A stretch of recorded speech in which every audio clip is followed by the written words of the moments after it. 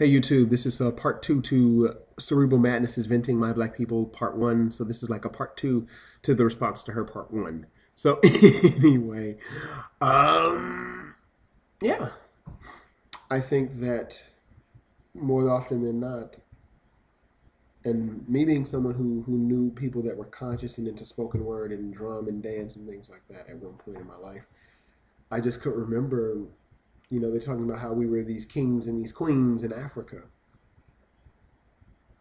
And every time I hear that, there's a sense of good, but how does that work for us now? When we tend to revel in that which is bad for us. And then to top it off, that blackness is always associated with that which is negative. As I said earlier, blackness tends to be associated with committing crimes, being irresponsible, being shiftless, lazy, poor, dirty, unkempt, ignorant, foolish, brash, all these horrible things. And yet we don't tend to do anything to try to correct the situation. Or we do try to blame someone, we try to ascribe blame. Let me provide you with the caveat that I don't speak of all black people, just as you don't. And I don't try to say that racism doesn't exist or that white privilege doesn't exist. I believe it does. But even with that existing, can't we still do something over here? Like, can we stop giving our money to the businesses that sell us alcohol? Or do we have to have our drinks?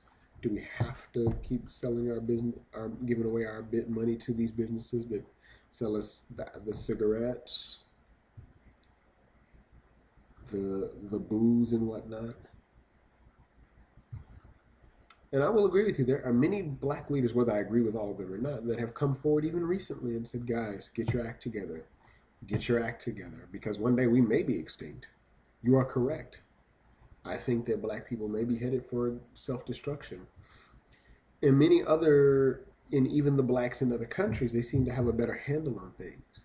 Yes, you can argue that they didn't have their culture and way of life taken from them, but guess what? There are parts of Africa that have been colonized and taken over by Western civilization and Western powers.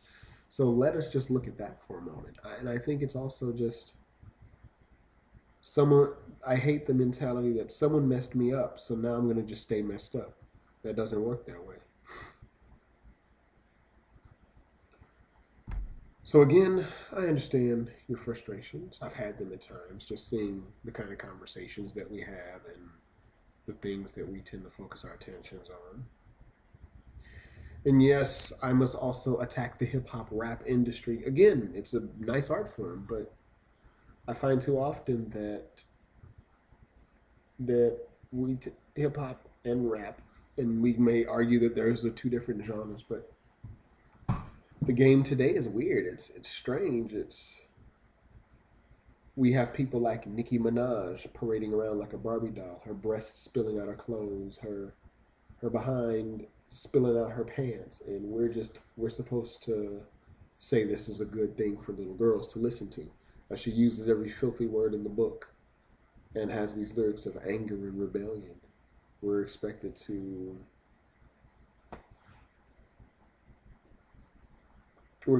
just say, "Oh, she's expressing herself." Or we have these guys talking about swagger and all of this nonsense. And so I'm with you that the music industry has influenced us. Again, because I do believe no one is raised in a vacuum.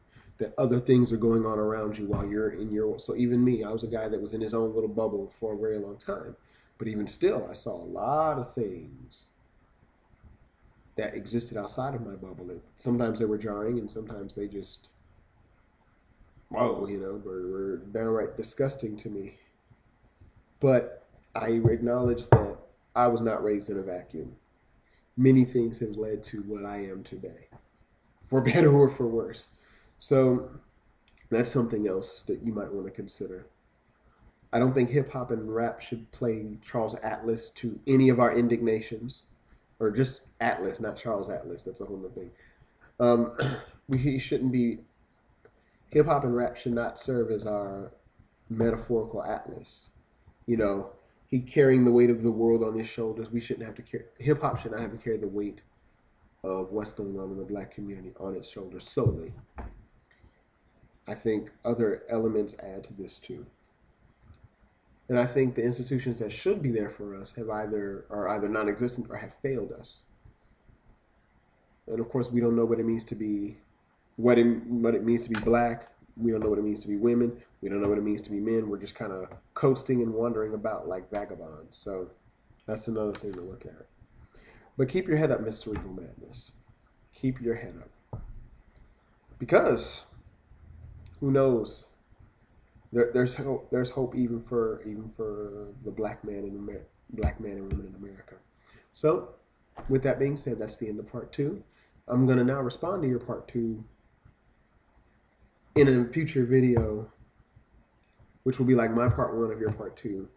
Never mind. Take care.